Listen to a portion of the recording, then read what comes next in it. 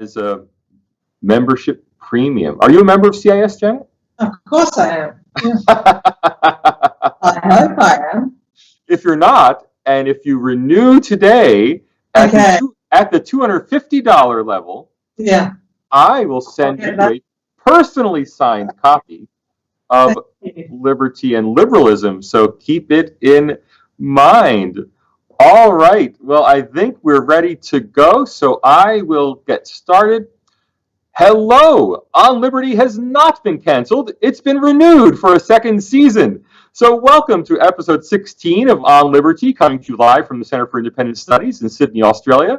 I'm your host, Salvatore Babonis, and joining me today is Janet Albrechtsen, Australia's top opinion columnist, appearing regularly in the Australian newspaper. Janet and I will be discussing her weekend column on cancel culture. Janet Albrechtsen, how are you?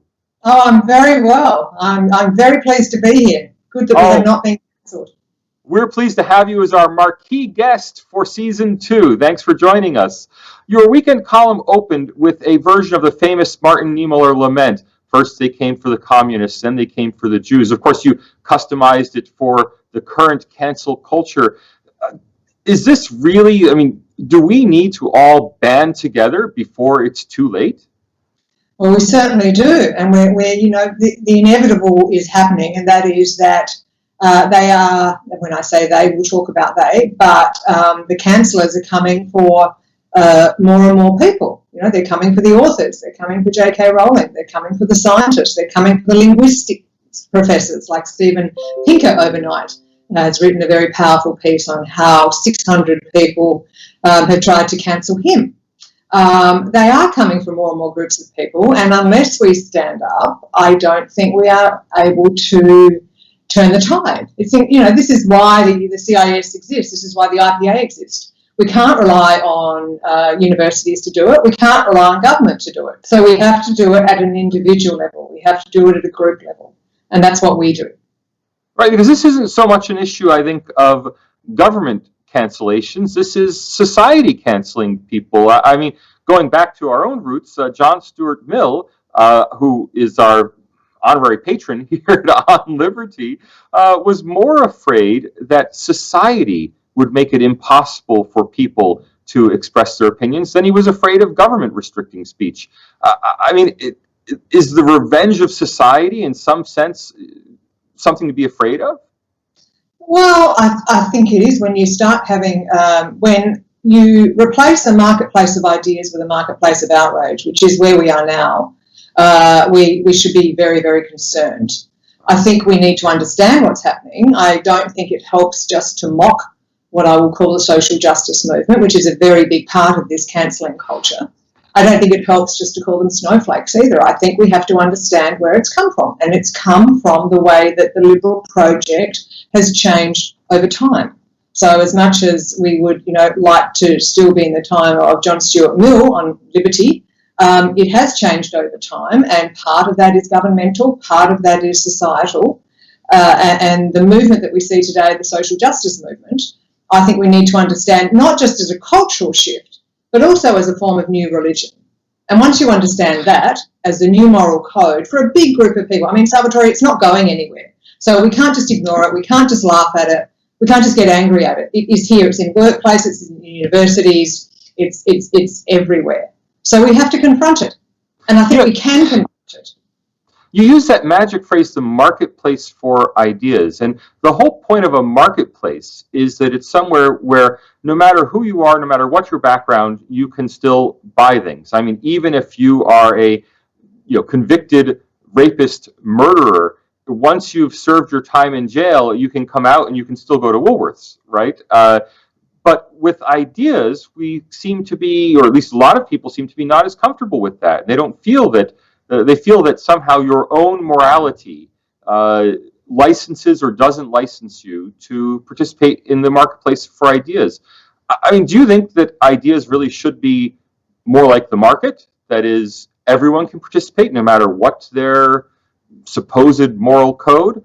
Or should it be more like a family where people might shut down opinions they disagree with? I don't know. I have a pretty robust family. We and sometimes I agree with most children, and sometimes I don't, and vice versa. I would always want us to be erring on the side of diversity, robustness, offence, if we have to, rather than the opposite. We know what the opposite looks like, and it's really not healthy. And if you think of the way the story of Western civilization has developed, the best periods of Western civilization have always been where we can discuss, where we can challenge, where one person's unorthodox view at one point becomes accepted because we've been able to challenge it and test it against other ideas. The moment we can't do that, I mean, if we come up with an idea, it's very unlikely to be the perfect idea unless we test it.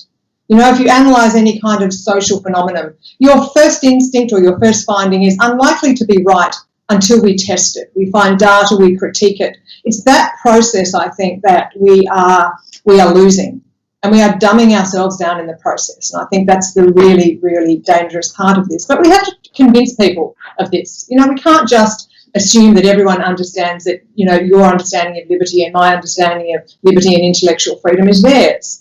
We are dealing with a new generation who probably don't take for granted what you and I have taken for granted and the kinds of education that we received. So I think it's incumbent on us to try to understand them rather than make fun of them. So, Janet, I don't know why you're so concerned with the freedom to offend when I'm sure you never offend anybody. I do. But in your weekend column, which was certainly not offensive this weekend, you highlighted the Barry Weiss letter. Now, Barry Weiss was an editor at the New York Times who resigned with a very public letter saying, and I'm going to quote from the letter, "Never believe an editor or publisher who urges you to go against the grain." What do you think of the Barry Weiss letter? I thought it was a very, very good letter, and I think Barry Weiss exposed what she has worked with, which is an increasingly illiberal environment. The irony, of course, is that Barry Weiss was brought into the New York Times after the 2016 presidential election, where the New York Times admitted to its readers that it didn't have its finger on the pulse of the nation, and it had failed to explain America back to its readers. It didn't see Donald Trump coming. So they brought in Barry Weiss, who was meant to make the paper more diverse, and now she's left because the environment there is so illiberal. And one of the points she makes, Salvatore, very interestingly, is that she says Twitter is not on the masthead of the New York Times, and yet Twitter is basically making all these editorial decisions for the New York Times. Right. That's danger. And I hear for Australia's courts. Yes, well, I think you're alluding to a judgment that came down yesterday in relation to the very esteemed scientist Peter Ridd from James Cook University, who I'm sure many viewers will know was sacked by James Cook University a couple of years ago for breaching the university's code of conduct. At first instance, the federal court, circuit court, held that JCU could not terminate him under the code of conduct. It, of course, went on to appeal. JCU is using hundreds of thousands of taxpayer dollars to appeal this, which in itself is extraordinary that they are going to such lengths to fight against the intellectual freedom of one of their very esteemed scientists who has been there for 27 years, who is so loved by students, respected. And all he did, let's remember, was challenge the quality assurance of science in some respects coming out of JCU. And for that, he was sacked for not behaving in a collegial fashion. And what I find extraordinary about this judgment yesterday is two judges, and I just want to read you paragraph 94. It's short.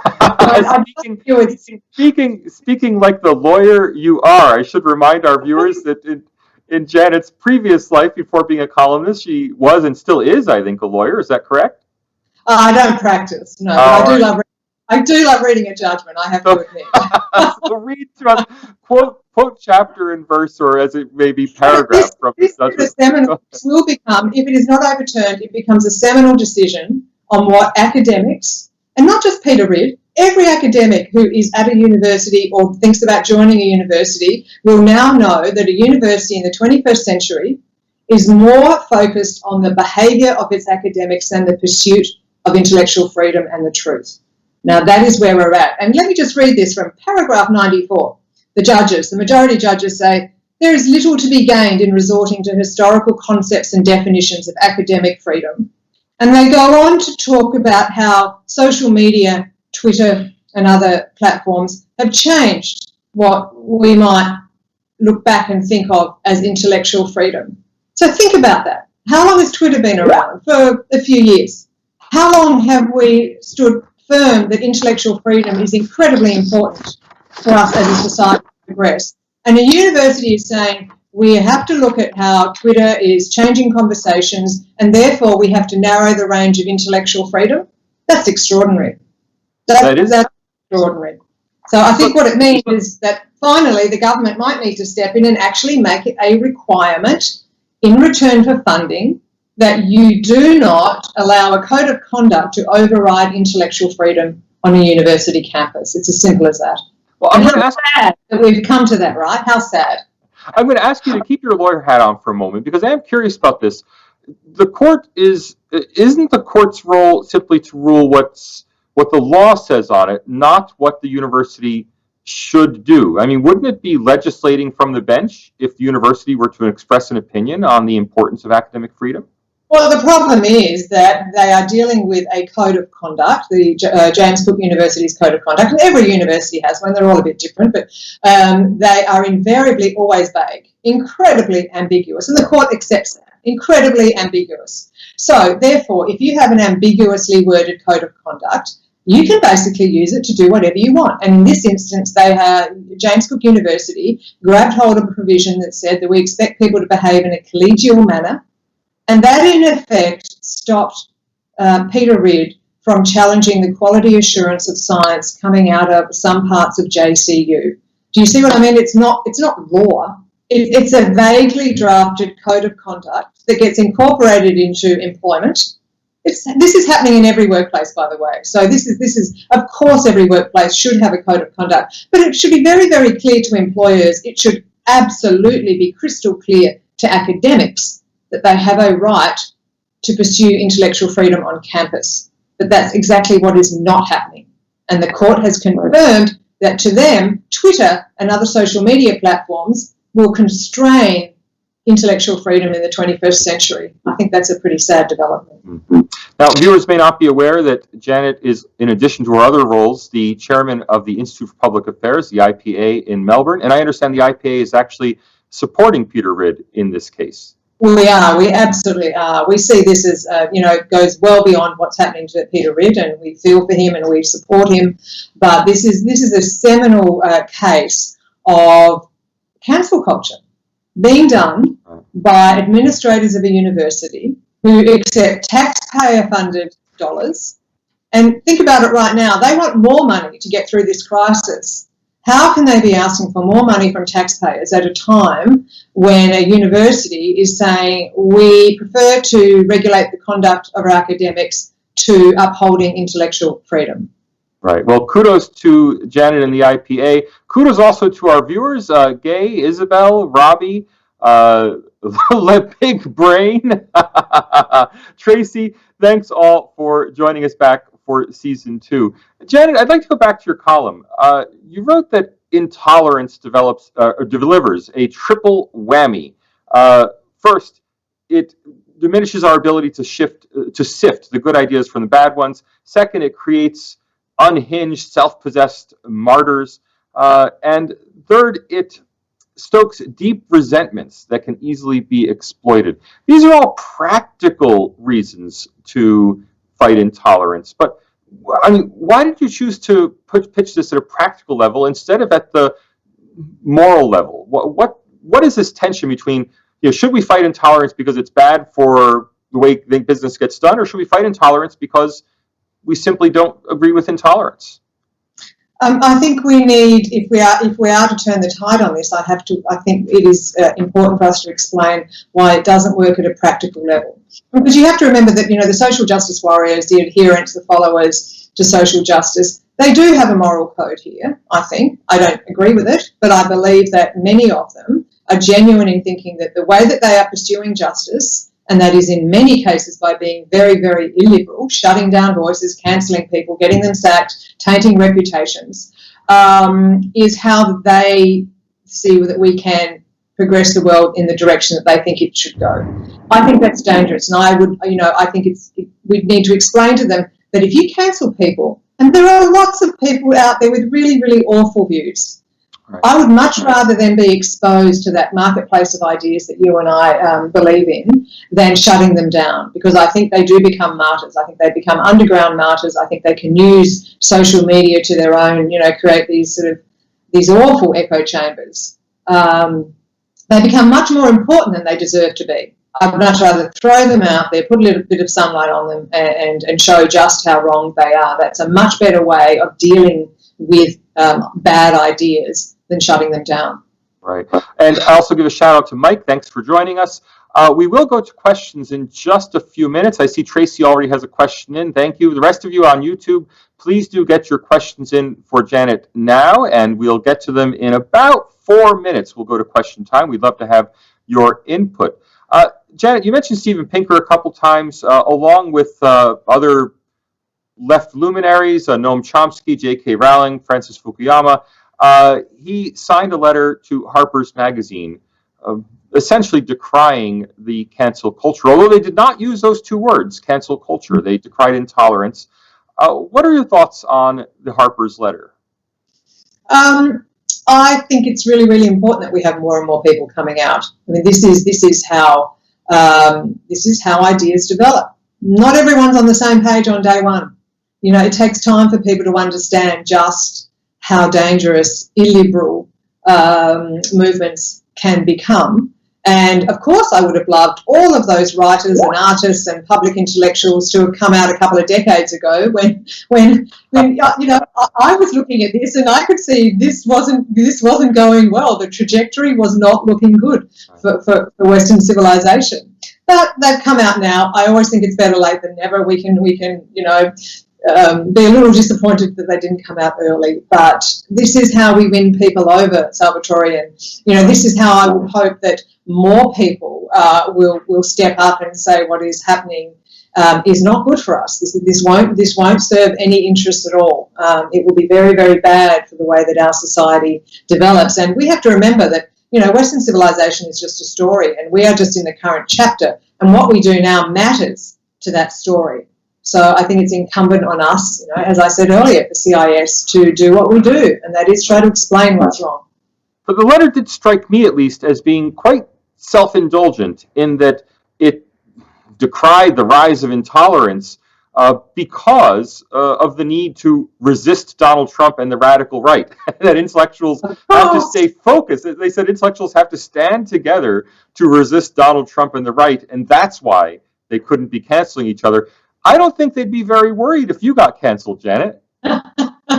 Well, no, there weren't too many people on the left who were worried when I was trying to be cancelled a couple of decades ago. But that's true.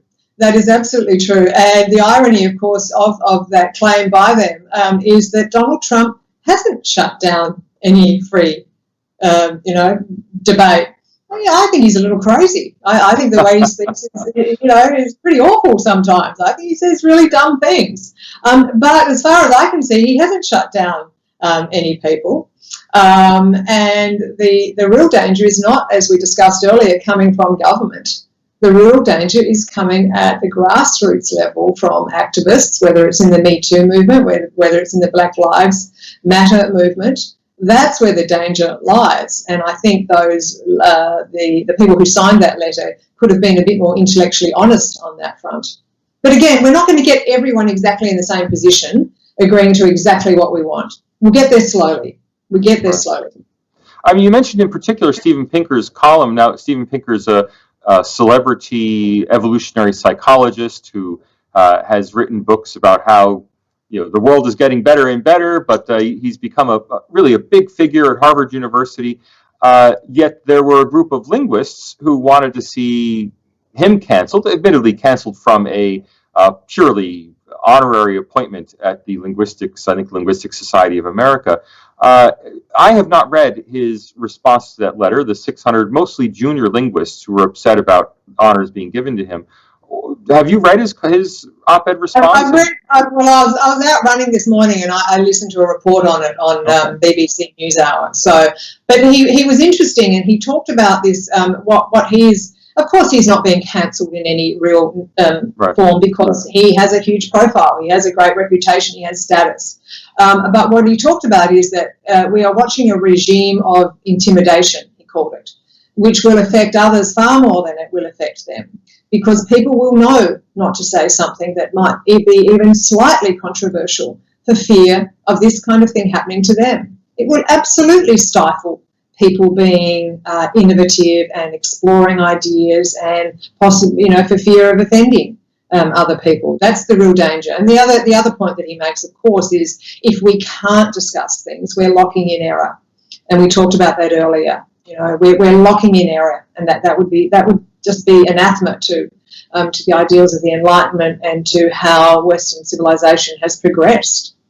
Right. Now, this is the point in the program where I take a moment to make sure that we don't get canceled. Not that anyone would cancel us for what we say, but they might cancel us for not raising enough money.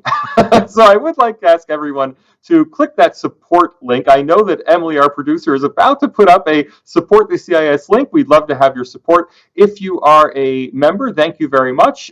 We would love to, well, obviously, thank you for being a member, but if you can make an extra contribution specifically to support this program, that helps keep us on the air. Janet has waived her customary 6-figure speaker fee to be here, but nonetheless, we do have to pay the producers, we do have to pay the rent. Well, actually, we don't have rent here. We do have to pay for the equipment and such.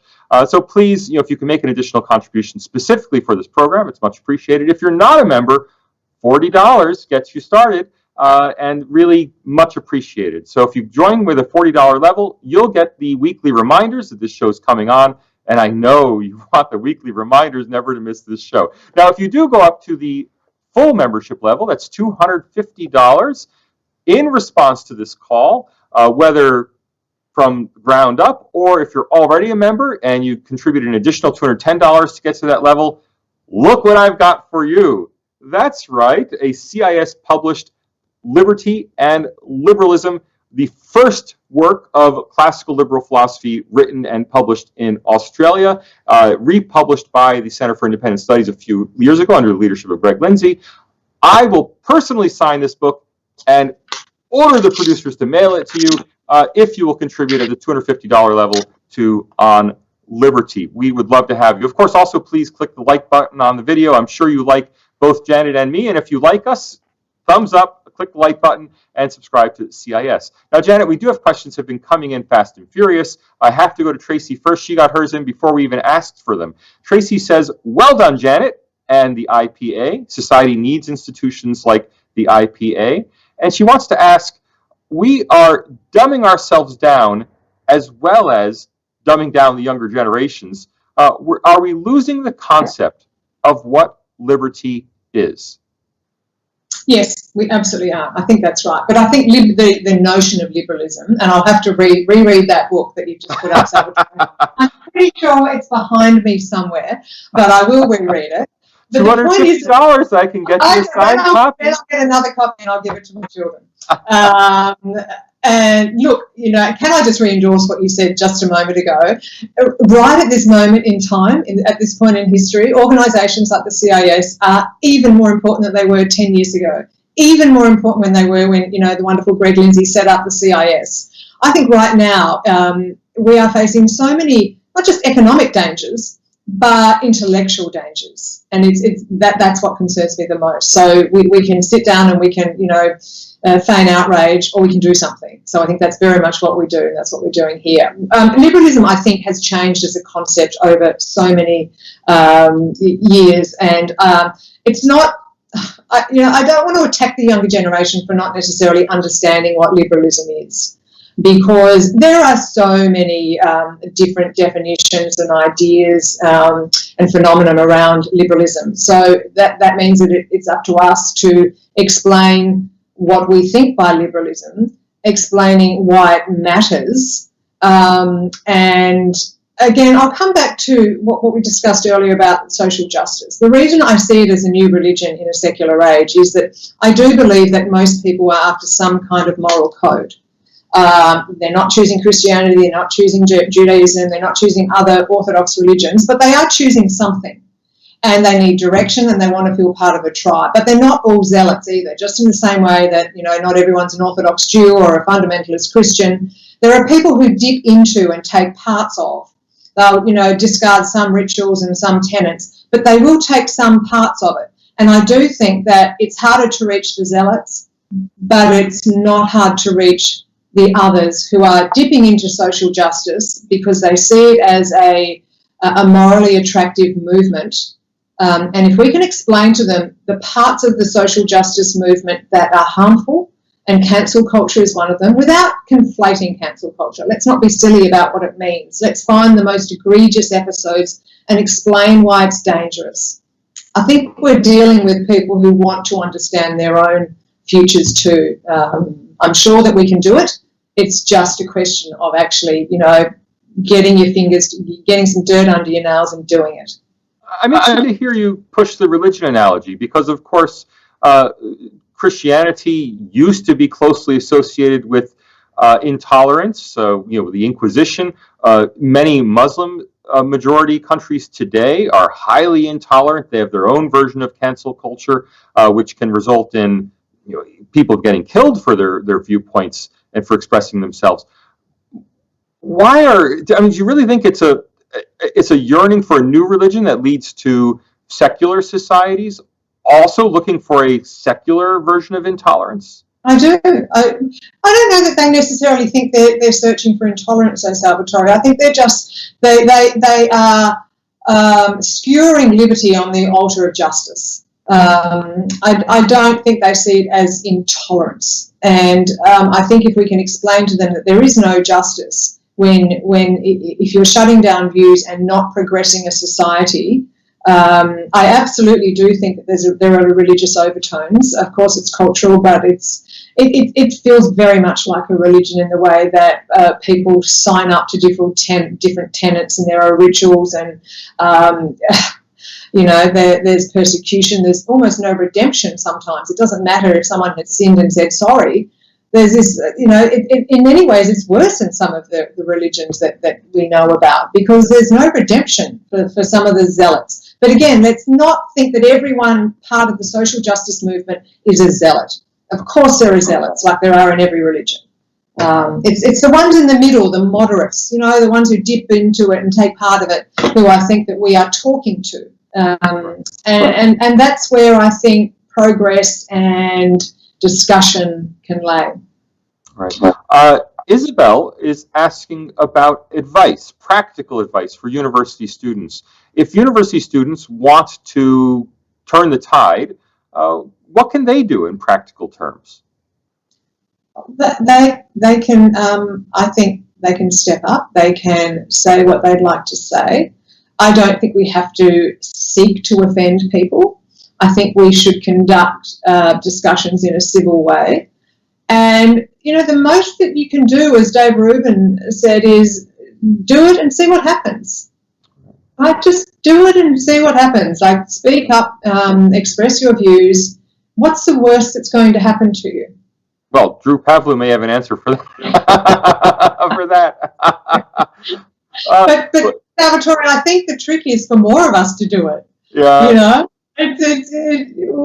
there is a comfort in groups, and if it's only left to a couple of people, it's very easy then for the small group of zealots who are trying to cancel people to win. If more of us stand up, this is my point about the Harper's letter. It's not perfect, but it's better than nothing. Okay. Good point. Andrew wants to ask about junior academics. He suggests that junior academics with heterodox political views find it difficult to speak out against the, quote, woke consensus for fears of compromising their careers. Do you have any advice for them? Yeah, it is very, very hard because, you know, when we were talking about Peter Ridd earlier, Peter is at the latter end of his career, having been at JCU for 27 years. And I spoke to a couple of other academics at the time that Peter was terminated, who likewise were at the end of their careers. It's easier for them to stand up. It's easier for them to take on that kind of orthodoxy, the woke culture. It is harder for younger academics. It's especially harder for younger academics when they're on short-term contracts. They are realities that people face, and I would only hope that those of us who can stand up and take on this culture and try to turn the tide do so that it's not left up to people who economically basically have no power to do that. Right, and you mentioned casual academics or those on short-term contracts. I think the really worrying thing there is they'll never know they were canceled because they don't have to be canceled. They just have to not be renewed. Is the cancel culture especially a threat in the gig economy world? It is, of course it is, because as you say, you just never know. But I think when you're on the inside of an organisation, it's very easy just to work out whether people want you around or not. I mean, I don't know if you've read Andrew Sullivan's "See You Next Friday" letter when he left the New York Magazine, but he wasn't cancelled, but he left because what he worked out they just didn't want him there anymore.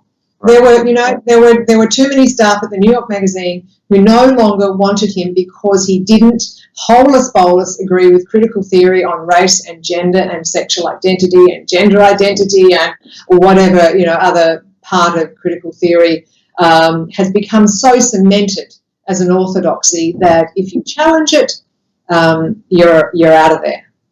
Right. Now, Gray wants to ask about the institutionalization of human resources departments.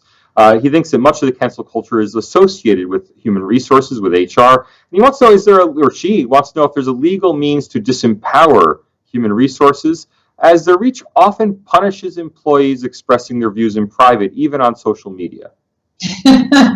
You're so right. Who was it? There was a well, famous... that's Gray. Oh, I'm sorry. Who was asking Gray 341? But who said it? I don't know. No, because there was a famous person who said that we need to dismantle human resources departments brick by brick, and then corporations would be much better off without them. And it absolutely is a problem. My experience from talking to people in human resources departments is that they in themselves are fearful if they don't censor something that they will be held to account. So there's this terrible swirling intolerance within corporations, especially, I think, today. And that's my point about this social justice movement. It is everywhere. We can't just ignore it. And it's harder and harder to confront unless more of us step up. I don't know how you take on human resources departments because they have become power unto themselves. But I do know, this organisation, Sleeping Giants, it operates on Twitter, and it basically tries to get corporations to stop advertising on, say, Sky TV. Don't advertise on Paul Murray because Paul Murray said X, Y, and Z.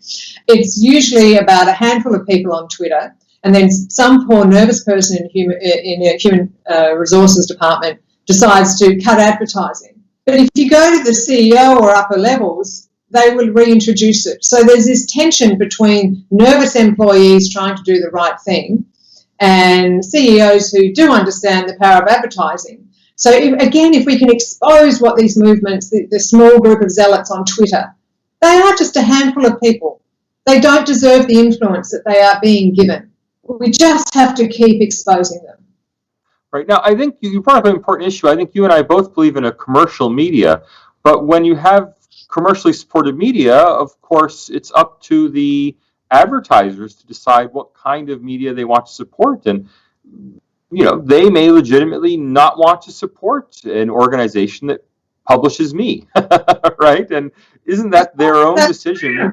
That's freedom. So long as they are not being forced into doing that, Salvatore, by a handful of people who are pretending that there is this great groundswell of opposition to what you say. If they understand what you're saying and they don't want to air that, that is their prerogative. But may I say that is not something that the ABC can do, but of course it does do. The ABC has a charter that says it must reflect the full diversity of this country, and it doesn't do that. It's more woke than any commercial network or corporation in this country, and that's because it's run by a very small group of people who call the editorial shots in absolute blatant disregard of its charter. Right. Well, that actually brings up something that's very closely connected to cancel culture, which is not getting canceled, but never getting on air in the first place, the pre-cancel culture, if you will. I mean, are these two issues related? It's one thing to lose your gig because of cancel culture, but maybe the bigger problem is not getting the gig in the first place. Yeah. Look, I think it was 15 years ago I found this wonderful German word called Totschweigstaktik, which means death by silence.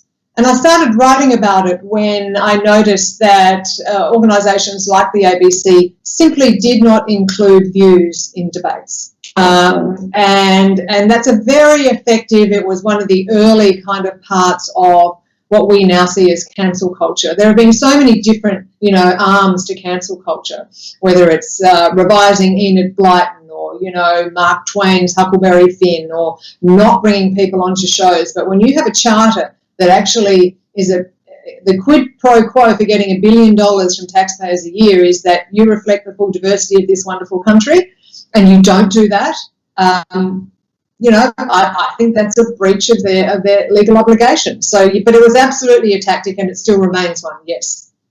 Now, Mike wants to know what you think of CEOs' embrace of woke culture. It is, of course, the boards that put the CEOs in the first place. Why are CEOs embracing this kind of identity?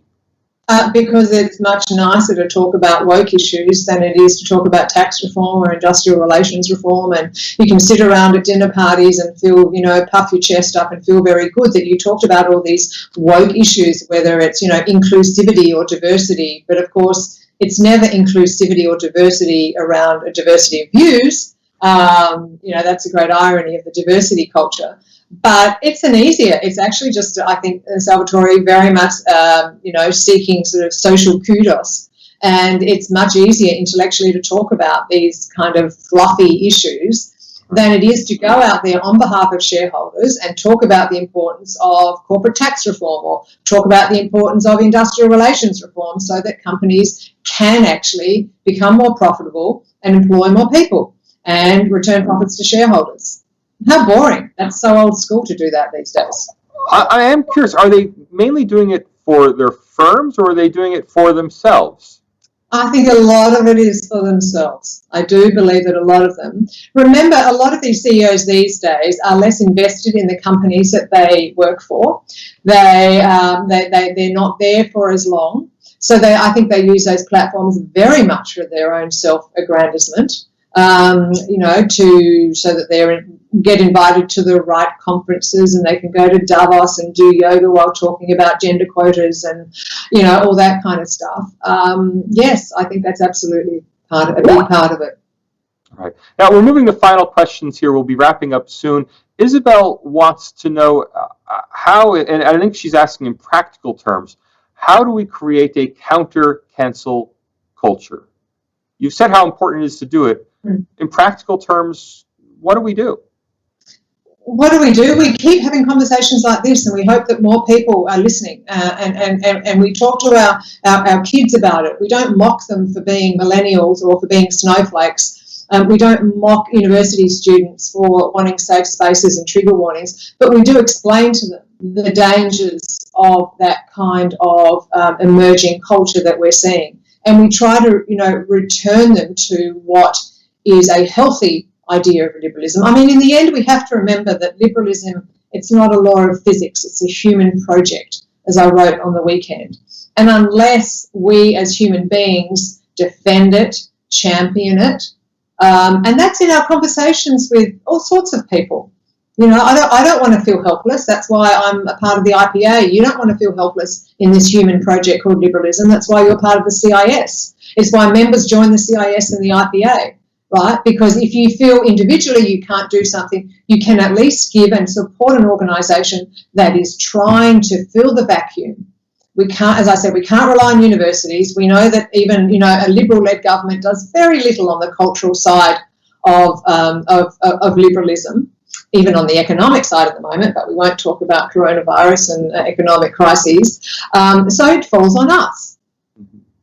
So Charles has an interesting comment. He says the irony of virtue signaling is the profound selfishness it reveals. I'd like to go to a final question. We are just about to wrap up here. A final question from Becky.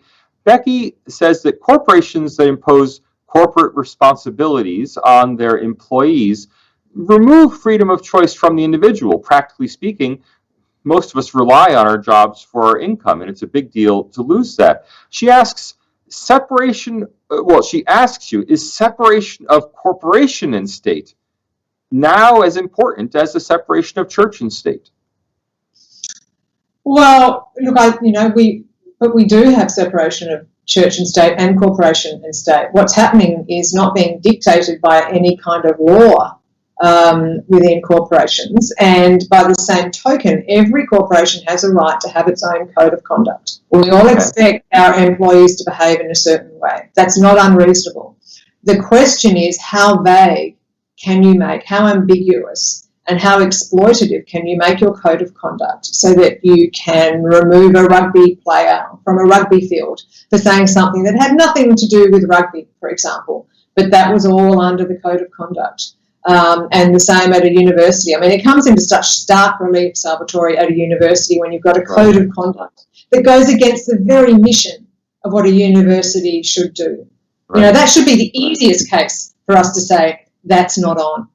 And it's going to be a problem going forward, how we deal with codes of conduct in workplaces. And I think we have to keep pushing this idea that it gives an employer a license to terminate someone under terms that are just not clear to an employee if you're relying on a vague code of conduct. I'm sounding like a terribly boring lawyer, but this is a bigger and bigger issue, as the Peter Ridd case has exposed. But should corporations also have freedom of speech codes?